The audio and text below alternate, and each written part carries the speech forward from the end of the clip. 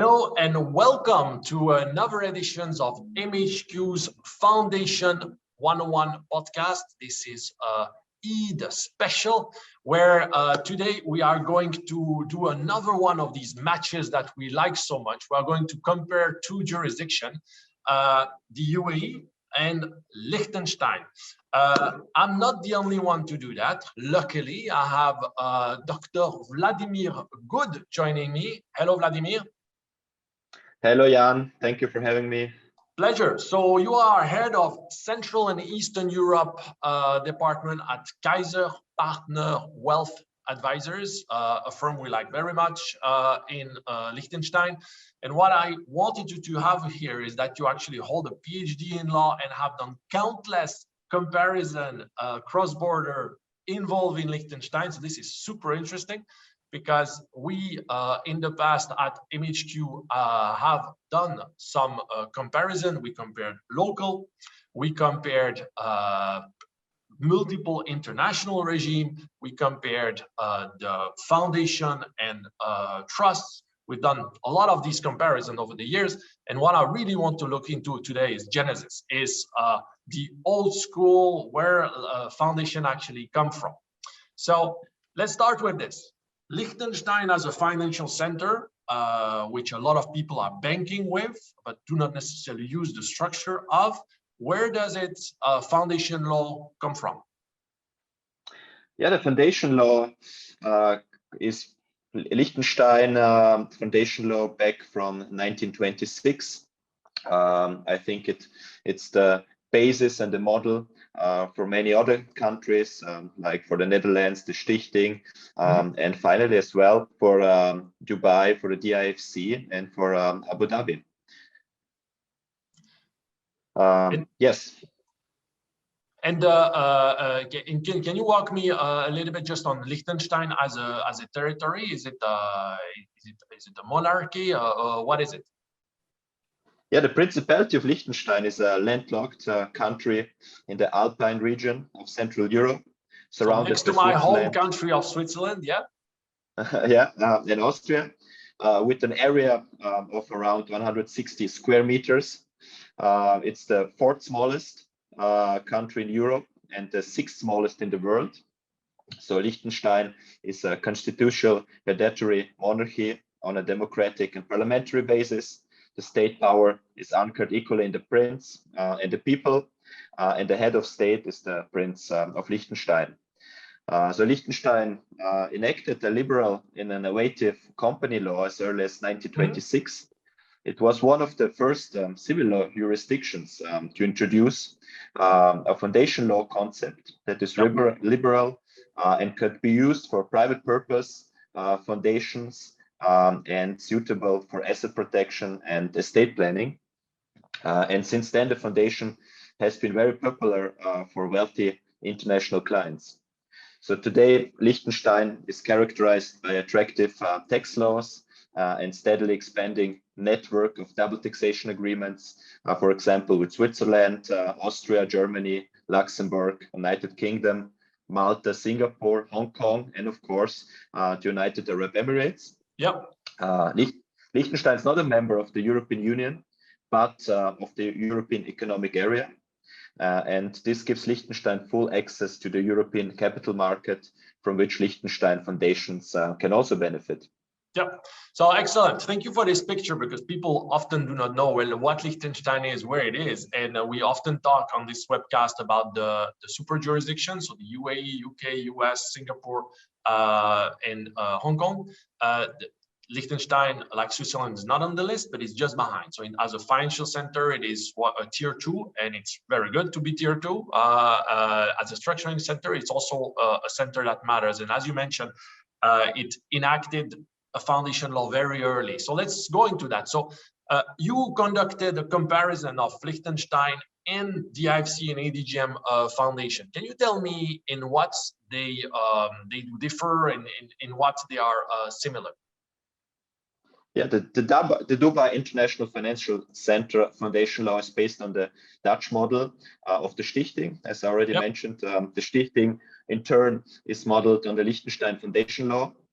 So Liechtenstein was one of the first jurisdictions to introduce foundations that can be used for private purposes like support of family members or preservation of family businesses. This was in 1926 already. So the foundation concepts, therefore, are comparable and differ only in a few details. So Liechtenstein fundamentally amended and modernized its foundation law in 2009. The amended Liechtenstein Foundation Law inspired the drafting of the foundation laws of the Abu Dhabi Global Market and Dubai International Financial Center, which came into force in 2017 and 2018. So Liechtenstein, as well as the Abu Dhabi Global Market and the Dubai International Financial Center, have therefore state-of-the-art foundation laws. Yeah, I would agree with that. And when we have clients that actually come to us and say, look, I love the foundation concept for the UAE, but I'm also looking at some foreign asset. What are the jurisdictions to go to? Liechtenstein for us is one of the go-to for sure. So let's look into the similarities that we have on these slides. Can you walk me through that a little bit? As I mentioned, the concepts are quite similar. Yep. The main similarities are that the foundations established in Liechtenstein and Abu Dhabi Global Market or Dubai International Financial Center are established for the preservation and protection of assets, as well for estate planning. So they can be set up for private purpose and charitable purposes, or a combination of both. One or more founders can establish foundations by endowment of cash or other assets, for example, participation in companies. After the endowment, at least 2 council board members administer the assets for the beneficiaries designated by the founders. The beneficiaries may be individuals or entities. Either they may receive fixed benefits, or the benefits are at the discretion of the council. The legislation of both countries allow for a trusted person or the founder to be appointed as guardian protector to approve certain decisions of the council and to supervise the council. I think these are the main similarities. Yeah, I would agree. It's quite interesting because if you go granular, you have some specificities. We'll talk about this, but by and large, best practice today is, okay, we need to tick these boxes. And as we see here, a lot of similarities across the board on the fundamentals. I took liberty to add a little extra on this slide is the compatibility with Middle Eastern assets. And we are going to illustrate it in a casus just in a moment, but clearly for ADGM, DIFC, it has been designed and built for that. And where we are talking foreign-based fiduciary structure like a foundation, it depends. It depends on the asset. We will talk about it in a minute. If they are so similar, do you view, and I'm asking this on everyone on this webcast that comes from abroad, the introduction of a UAE foundation in general as a competition to a more established Liechtenstein foundation, which have been here for years, or do you see that as a complement? Yeah, I think it's more complement. For asset protection reasons, clients usually have not only one foundation in one jurisdictions, but several foundations in different jurisdictions. Why? To achieve a greater asset protection by not having all the assets in a single foundation, but by dividing the assets among different foundations in different jurisdictions. So the similarities of the Liechtenstein foundation law with the foundation law of the Abu Dhabi Global Market or the Dubai International Financial Center offer certain advantages. The foundation documents in all jurisdictions can be written in similar terms. The foundations can have the same governance and be connected by appointing each other as beneficiaries. Moreover, they can have the same council members or guardian protector. This enables the establishment of similar foundations in different jurisdictions, and if needed, the transfer of assets between them.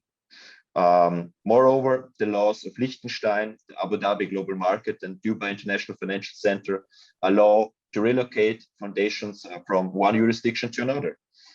If a jurisdiction is not longer suitable for the client, the foundation can be transferred to another country. So in my opinion, there is no competition between the foundation laws. rather opportunities for clients to have their assets better protected by foundations in different jurisdictions. The common ground gives us advisors the opportunity to understand each other's law, work together, and offer the best possibilities for the clients. And like we did on several cases. So I think what you mentioned, super topical. Typically, you have a Liechtenstein foundation that exists for years. It wants to buy real estate in the UAE. How do you do that? Well, you can't do it directly. So you set up a pass-through in the DIFC. You have the money come here, you buy real estate, and then the foundation here can be the guardian, for example. Yeah. Typical example of working in sync. Also, what you mentioned is families have a tendency today of not wanting one vertical only. So you have different pivots, but they can be remotely controlled by one family that lives preferably in a non-tax jurisdiction, and that works perfectly fine. And different structure for different purposes with a central epicenter. Yeah, that works. In practical terms, what do you consider the main differences between Liechtenstein foundations and the UAE ones? Yes, in my view, a Liechtenstein foundation can offer the founder even more privacy and discretion. Third parties can publicly see very little information about the foundation. So only the names of the founder and the guardian protector, as well as the foundation documents, are not freely accessible in Liechtenstein. If we speak about purely charitable foundation, they can be established in Liechtenstein, as well as in the Abu Dhabi global market and the Dubai International Financial Center. In Liechtenstein, a state authority and an auditor supervise charitable foundation. In the Abu Dhabi global market and the Dubai International Financial Center, a guardian is required, who is usually a private individual. In my opinion, a Liechtenstein charitable foundation, for this reason, can offer a client even more assurance that the assets will be used for the intended charitable purposes, especially after the death of the founder. Moreover, Liechtenstein is the world's best location for charitable foundations and philanthropic engagement. This is the result of a global philanthropy environment index published by the Lilly Family School of Philanthropy at the Indiana University in 2022. The location is another key difference between a Liechtenstein foundation and foundations established in the Abu Dhabi global market or the Dubai International Financial Center. Foundation domiciled in the Abu Dhabi global market and Dubai International Financial Center have a strategic location in the Middle East, while Liechtenstein foundations have a strategic location in Central Europe. So many clients have assets located in both areas. It might be possible to register certain property located in Europe for foundations with seat in the Abu Dhabi global market or Dubai International Financial Center due to non-recognition. So a Liechtenstein foundation may be confronted with the same problems in non-European countries. On the other hand, only Abu Dhabi global market or Dubai International Financial Center foundations can hold properties located in Abu Dhabi or Dubai. Therefore, for clients who have worldwide assets, I would therefore recommend that they have a foundation located in both jurisdictions. So for their assets in the Middle East, in Abu Dhabi or Dubai, but also a Liechtenstein foundation for the other assets in Europe. Yeah, and I would agree with this on a couple of items. So the first, you mentioned the charitable purposes. I think you see a lot of UAE foundation that have partially a charitable purpose. We have a few that are only charitable, but I think I like to consider Liechtenstein for strictly charitable because there's a longer track record there. But typically, if you try to raise money from non-direct family members. So I think that's a very good point. And this auditor is a strong item there. The second thing that you mentioned is the assets and the compatibility. We discussed that a little bit before. And typically, with easy access like bank accounts, it's not really a problem. Yeah, you can have a foundation in UAE holding an account in, let's say, Liechtenstein or your neighbor Switzerland, and a Liechtenstein foundation holding an account with one of the private banks in the UAE. No problem at all. We are in a sophisticated world. It starts to be a little bit more complicated with more exotic assets, or more demanding assets like shares, where there's a lot of red tape when you have cross borders. So maybe you may want to avoid that, or specifically real estate. You mentioned the UAE, the land department does not approve foreign foundations as direct owner or indirect, so forget it. Use something local, it works perfectly fine. But then the question is whether you can actually use a UAE foundation to hold real estate abroad. The answer is by and large yes, but it's not always optimum. So you may want to prefer to use a pass-through like a Liechtenstein foundation, Liechtenstein holding, etc. So all this can be optimized, but I'm glad we share the same view on this. You touch about and it's very topical in the current geopolitical situation, about the differences in terms of geolocation. Can you maybe expand a little bit on this? Because I think it's as topical as ever, and people realize often too late that they are over-concentrated in one jurisdiction. Yes, so given the current geopolitical situation and the acute danger of war, it makes sense to spread one's asset across different countries. The political and legal situation in a country can change very quickly, and the assets can be exposed to devaluation or expropriation. Yeah. It is therefore advisable to divide one's assets between different countries. It is therefore common practice for clients to diversify their assets, not only in terms of the type of assets, but also in terms of the location of the assets. Yeah. In order to protect the assets from creditors and disliked heirs, they should be taken to countries whose courts apply domestic law on the contestation of assets transfers to the foundations, and where judgments of foreign courts are neither enforced nor recognized. Yeah. Liechtenstein and the Abu Dhabi global market, as well as the Dubai International Financial Center, offer this type of asset protection. So which creditors, call a firewall, huh? Yeah, exactly, a firewall. Yeah, creditors or anyone else seeking to assert a claim against assets held within the foundation will have little choice but to raise their claims in that sole jurisdiction where the courts will be applying the local law. It is more challenging for creditors to assert such claims in different jurisdictions if the assets are held in foundations domiciled in various countries. As just described, the foundation documents can be drafted in near identical terms, and the foundation can operate in near identical manner with a common governance structure. There is a great synergy between them. So they would be parallel structures that run side by side, complement to each other in Liechtenstein as well as in Dubai and Abu Dhabi. By working together and collaboratively, advisors like us in all the jurisdictions can ensure that clients have the most structures, the most suitable structures in place, benefiting from maximum flexibility and protection for the assets. So, so if I sum it up, spread the risk in terms of geolocation of assets, and depending on your level of risk tolerance, you may want to split the structure too, with foundation in their respective jurisdiction being not really compared, but being compatible to depending on the needs of the clients and working in sync, right? Absolutely, yeah, you're right. There you go. Hey, Vladimir, that's awesome. Thank you very much. We have our own little comparison spreadsheet, but of course, there's nothing better than a specialist. So if people want to know more about Liechtenstein and compare it with the UAE, either you get in touch with us directly for the UAE part, or you get in touch with Vladimir for the Liechtenstein part, and chances are you will use both. On this note, thank you very much for joining us.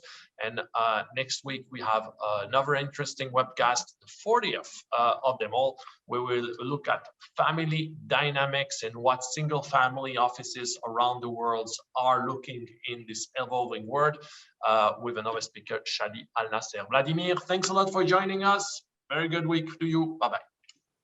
Thank you, Jan. Bye-bye. Bye-bye.